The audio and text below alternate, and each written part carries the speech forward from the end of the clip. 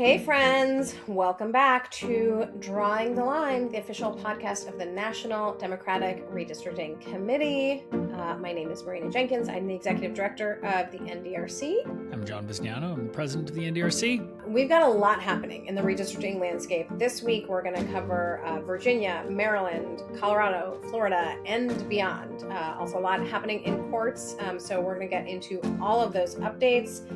Thanks for being with us. How are you doing today, John? Good. Let's jump in. We got too much. Good. Yeah. Okay. Rapid fire. Let's get into it. Virginia. There's been a lot of really exciting movement in Virginia over the past few weeks, culminating in Governor Spanberger signing the bill that actually has the new map in Virginia.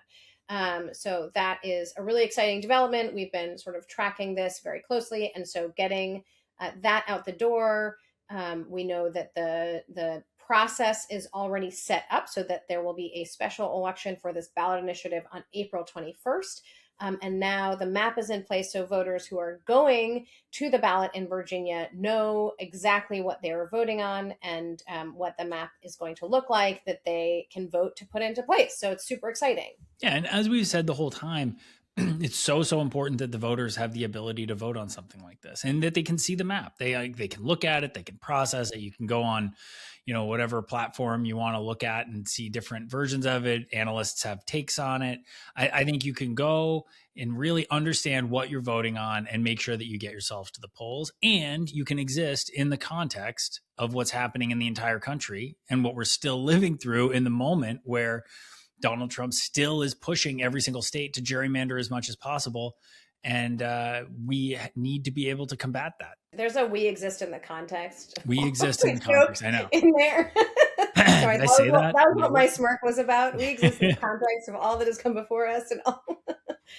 Yes. 100%. This is no, but I mean, and that is, a bit of a callback, but listen, it's incredibly important that this is going to the voters, and the voters of Virginia in particular have been through the ringer over the past year.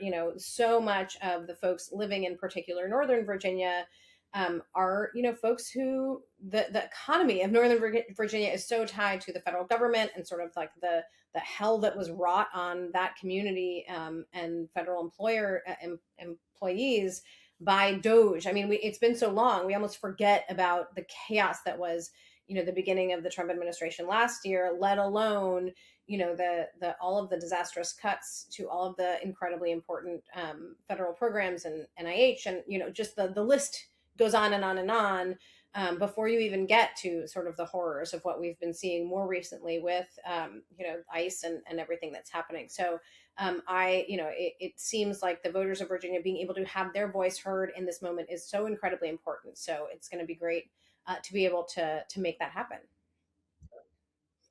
As we know, and we knew was going to happen, Republicans have been suing this in every possible way. They've already got one case moved beyond from the Supreme Court. But Marina, I'll leave it to you to cover the most recent litigation. Yeah. So, the RNC, so this litigation has been moving. There was a challenge initially to what the Virginia legislature was doing, because this ballot initiative is going to be legislatively referred. And so there are a set of rules that sort of dictate how the legislature can send something to the voters in Virginia to change the state constitution, to change laws that way. And so there have already been challenges underway. These folks, even though you're supposed to bring these cases in Richmond, which is the capital of Virginia, you've had these conservative folks running to Tazewell County, Virginia, which is certainly not Richmond, and finding, conservative judges who will hear their plight and stop what's happening. And so you had that happen. That case was already filed. It's already been being litigated over the past several months. And then you get that case to an intermediate court in Virginia that says, no, everything can go on and the case can go forward and be on the ballot. And then you end up having, just a couple of days ago, the RNC and the, RNCC, and they are running back to this very same trial court in Virginia and basically filing like almost the exact same lawsuit And they seem are trying to get a new different outcome out of almost the same case. They're saying a little bit of different things, but ultimately this is going to be before the Virginia Supreme Court, and I think we've already seen the initial determination from that same trial court be overturned, and so I think we'll see the same thing again. But certainly this is going to be litigated and hashed out. I anticipate well ahead of April 21st. But we'll see that happen. So nothing changes. The beat goes on to get to this April 21st election. The campaign is in full swing. The governor, signing the map. So all of those wheels are still in motion. But obviously, we are watching this attack in court, in the Virginia State Court. But Yeah. we think that'll just keep moving. I mean, and this is the shit that happens when they're petrified of voters, right? Like they know what's going to happen if they get to the ballot. And so they have to try and stop it before. They don't want the voters to be able to have their voices heard. So in order to stop it, they got to sue now and say, actually, we can't have an election. Like, I think the voters should be able to decide what this looks like. Speaking of letting the voters decide, just up a neighbor to the north of Virginia in Maryland. The voters are not yet getting to decide what is happening, but we hope that they will. In Maryland, a bill was passed by the Maryland House and drawn. The bill included a map that was drawn by the governor's advisory committee around redistricting, and that map was drawn in a fair and transparent way through this commission, and it is now stalled in the Senate. Because the Senate leadership has said that it's not going to move. And so, very frustrating there that, similar to Virginia, Maryland voters been through the ringer, deserve this opportunity to make their voices heard, and currently are being kept from having that opportunity, which is incredibly frustrating.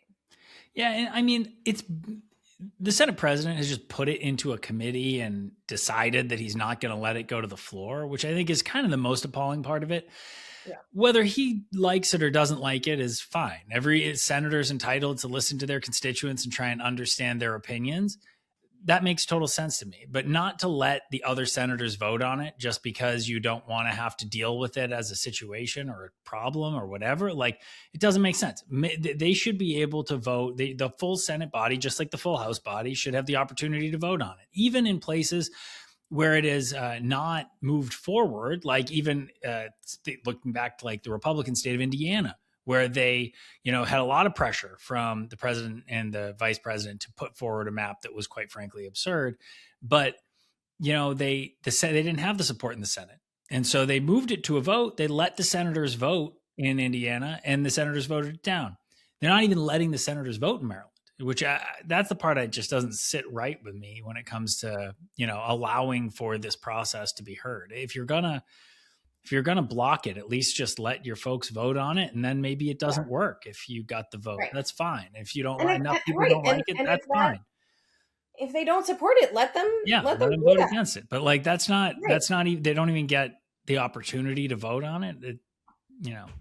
Well, and again, because the polling that we've seen shows that it's actually very popular in Maryland, right? There's 70% of Maryland voters would be in favor of this action. And so it doesn't seem like, again, that you're doing this because, this is an unpopular action for you to take. And, the claims of like protecting legislators from taking a vote that's going to make them put them out of step with the voters. The thing that's out of step with the voters is not taking action right now. Right. And so it doesn't make sense in that context, given the favorability that you see for Marylanders to, who want some action, who want some leadership here, when we're looking ahead to, truly, the possibility of an authoritarian government developing if this administration does not have a check on it. Yeah, look around, guys. Like, read the fucking room. You think that this is the moment in time to sit on your hands and do nothing?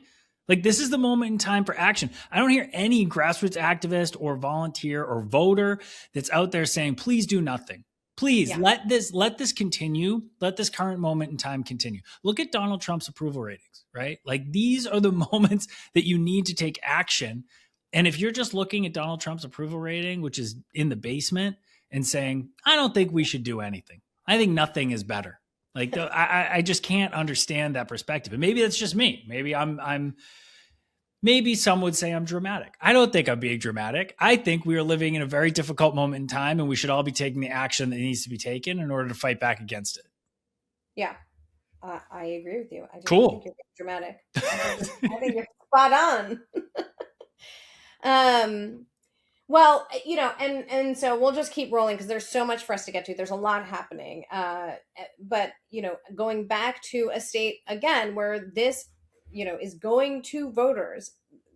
Listen, the contrast could not be more stark, right? I think a lot of times we get this question of like, well, like, is this just a race to the bottom? And like, what's happening in democratic states justifiable? And I think it is so important, and it is important not to lose sight of the fact that in these states, in California, in Virginia, and now in Colorado, there is an opportunity for the voters to be heard on this issue and to be heard on this in this, in the legal framework that exists in these states, right? Like in Texas and in Missouri and in North Carolina, you have this like, maps being shoved down the voters, throats because they don't want that and nobody's asked for it. And like, this is just a top down, strategy by the White House and the Republicans who just are trying to curry favor with the president, that they are just simply, doing the bidding of one person or doing the bidding of, the Republicans in Washington, notwithstanding what the people want. And the flip side of that coin is, listen, actually, we're going to go and we're going to ask the people what they want. And what they want is a national outcome at the end of this year that puts a check on this administration if and when that is what the people of this country want and need and vote for. And that is the thing that they're trying to stop. That's the thing the Republicans are trying to stop. Like, again, this morning I was reminding someone like this, all things started because Trump realized, oh, actually, nobody likes what we're doing and we're going to lose the House. That's how this all started. And so the point, it's not to be lost that actually this is a national fight. The states and the state actions are so important, but this is a national fight, and we need to make sure we are in it and we are not taking our foot off the gas because they're also not slowing down, right? And so Colorado is a state where we're actually looking ahead to 2028, but that's because we know that the Republicans are not slowing down, and they have no intent, and they've made clear in Florida and in a bunch of other states, particularly where they're claiming that they're waiting on the Supreme Court to give them some green light that they think that they're going to get, that they are going to continue to do this, and they're going to continue to try to warp the outcomes of our elections in advance so that they get to control power forever and ever. And that's just not how a democracy is supposed to work. Yeah, I will remind everyone that we did not want this war. Like, this is not a war that we or most of the voters in this country wanted. And frankly, it's one that we have to fight, or else we're just going to lose into perpetuity. And so that's not a choice that we get to make. People offer it up as though there's some kind of, ambivalent choice that gets passively made, at which, well, you never liked gerrymandering. It's like, it's not about that. I think that we're currently in a moment in time where we need to take action to aggressively attack and fight back against what's being done in states like Texas, Missouri, North Carolina. I mean, we could go down the list, but when Donald Trump decided to pick up the phone and call Greg Abbott, it kicked off a war. And unfortunately, that's a war that we have to fight. And the thing about, the path forward, right? This is also, I think, it's important for folks to know and to understand. Like, yes, we are in a moment, right, that was kicked off by the White House and Greg Abbott in Texas last summer. But this is also a new reality, right? I think, there is a very enticing idea that we can sort of beat things back and go back to the way things used to be and like sort of return to some, environment that feels more normal and more safe and more, reliable and where you can anticipate what's coming and the politics feel sort of like, on some sort of familiar cadence.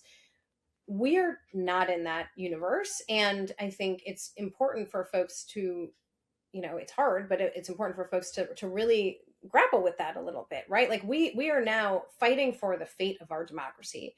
And, it feels hyperbolic. I think it felt it has always sort of felt like, oh, like, we are in this space, and so like it seems like we always think that democracy is online. Well, it is, because like you can't ever take your foot off the pedal if you are going to fight for a system where people are constantly trying to undermine it for their own political gain, for their own economic gain, for whatever gain that they, for their power. They are always going to try and undermine the system. That has always been true. Yes, we are in a very different moment, and I think really grasping that, and that we need to think about this as a new reality for us. Of we cannot step aside. We can't sort of just allow our whole system to be bulldozed, and because they will do it. They have made clear that they will do it, and there's just so many examples I can't even start, in terms of the ways in which the disregard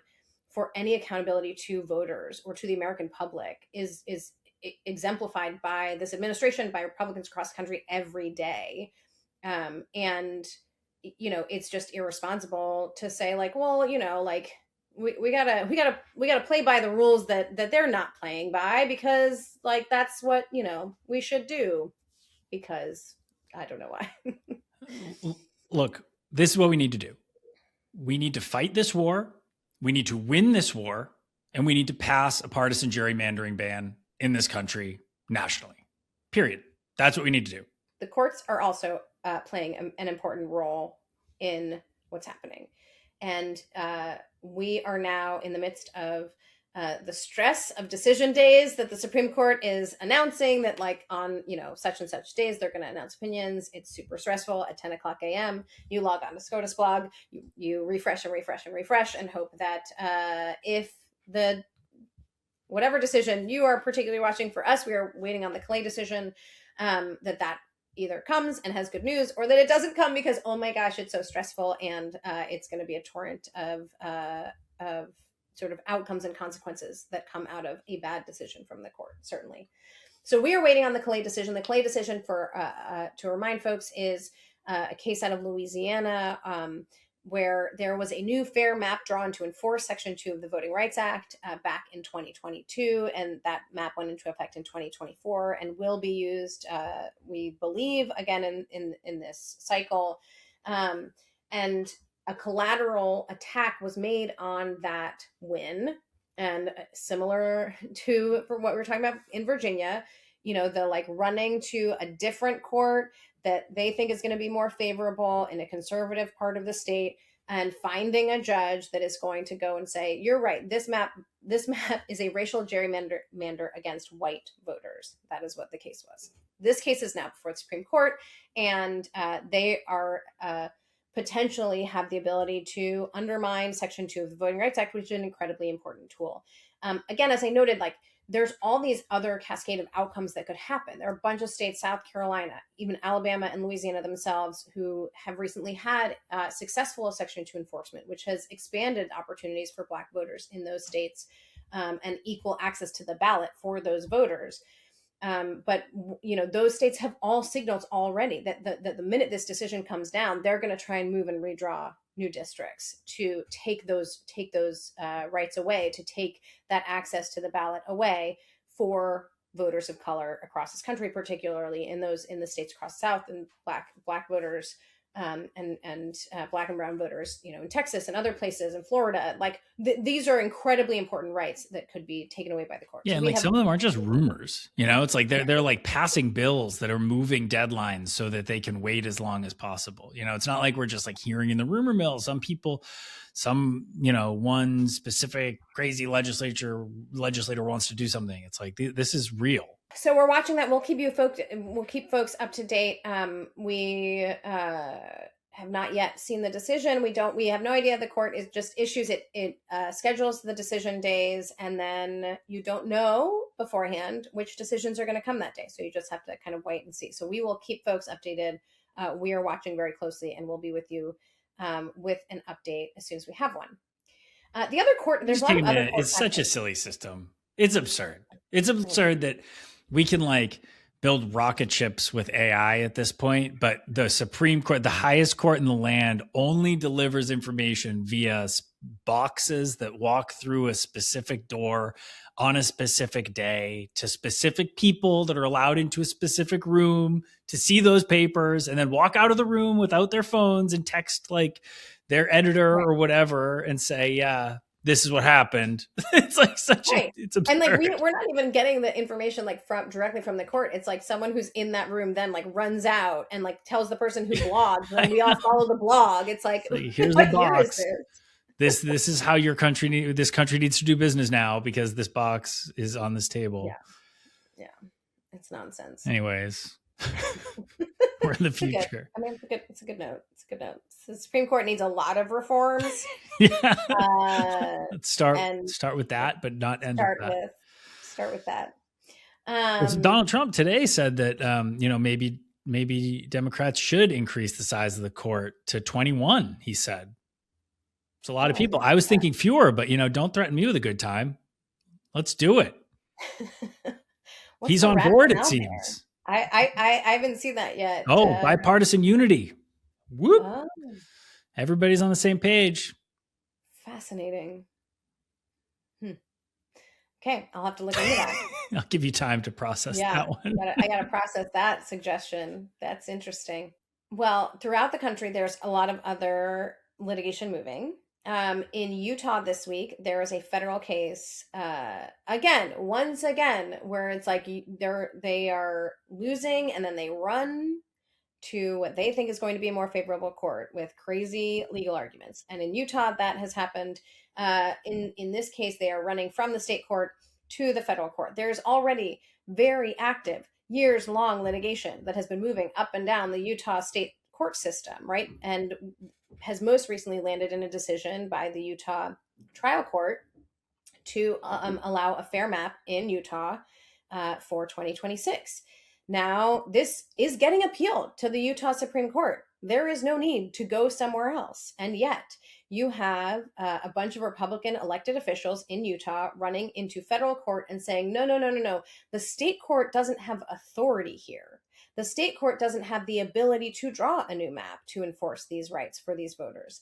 And it's the independent state legislature theory, or ISL, as we call it in shorthand. And we saw this almost exact same argument back in 2022 and 2023 in ultimately a case called Moore v. Harper out of North Carolina. And the Supreme Court in that case said, no, like this is okay. Like you this independent state legislature theory that you're pushing is way beyond the bounds. Yes, there is a role for the U.S. Supreme Court to play. But in Utah, we haven't even gotten to the Utah Supreme Court. So it's just like, it's so crazy for them to do this in this way, in this moment. Yeah, so. It's like, just for folks that didn't follow ISL before, or that's a new term for them, it's like legislator God theory. It's like these people are arguing to the Supreme Court that actually state legislators have unfettered power and there are no boundaries to what they can do. That's their theory, is that because in the Constitution it says state legislators have some power, that they should actually have all of the power to do everything when it comes to elections, which is insane. It's like we couldn't break a law because there are no laws for us. And it's simply not the case.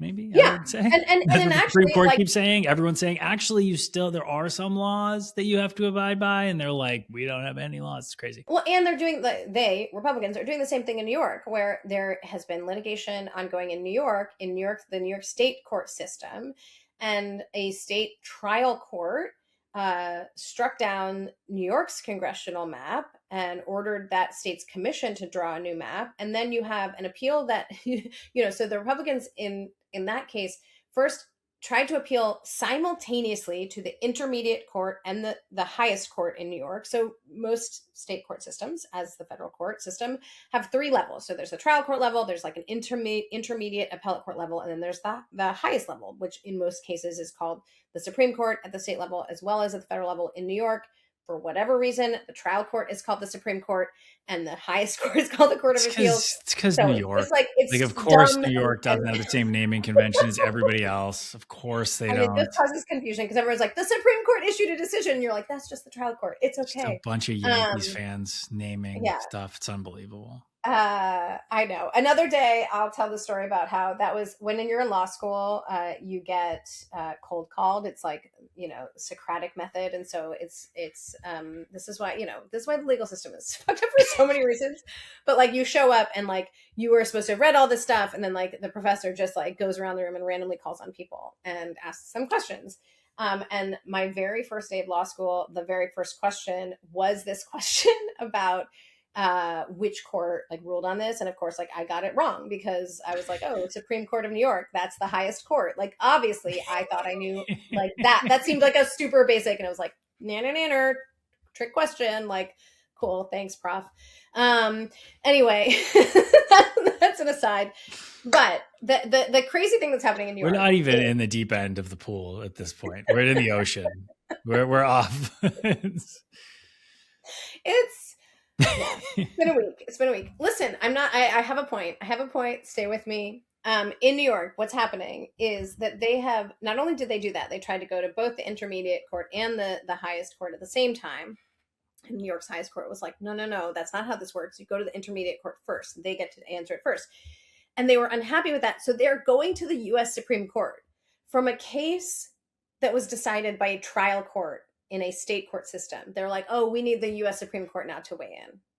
So this is like the level of bonkersness, that is not a word, but I'm going to make it a word, is we're really there. We're out in insanity land, and we'll see what the court does.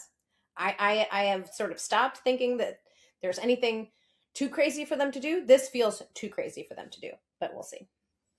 I think we've done it. I don't know if there's more. Yeah, I think that's about it. I think we did it. The irony of, the Republicans that consistently like cry and blame us for suing them for all the illegal shit that they do, while they take all these frivolous and bizarre lawsuits, is so deep. It's just such a rich environment for deep irony. It's true. So the final litigation piece that I wanted to give folks an update on is there was a trial in Missouri this week. And again, we're just like, yes, like this, the irony of the, like, they're like, oh, Democrats just sue into blue. It's like, well, if you don't violate the laws that are put into place, then we wouldn't have anything to sue you on. And in Missouri, for example, like there's a compactness requirement in the state constitution. And despite that compactness requirement, they split Kansas City up and had pieces of it stretch 200 miles to every corner of the state.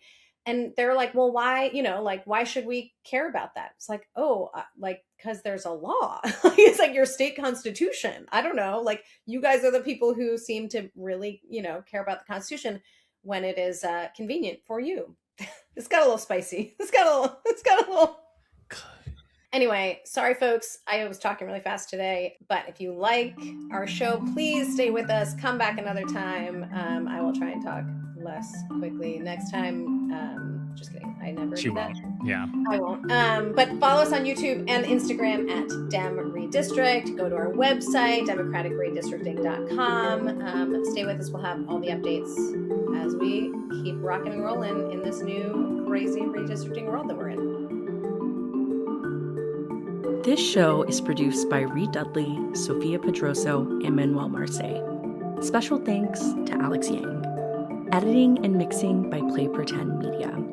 This podcast is paid for by the National Democratic Redistricting Committee.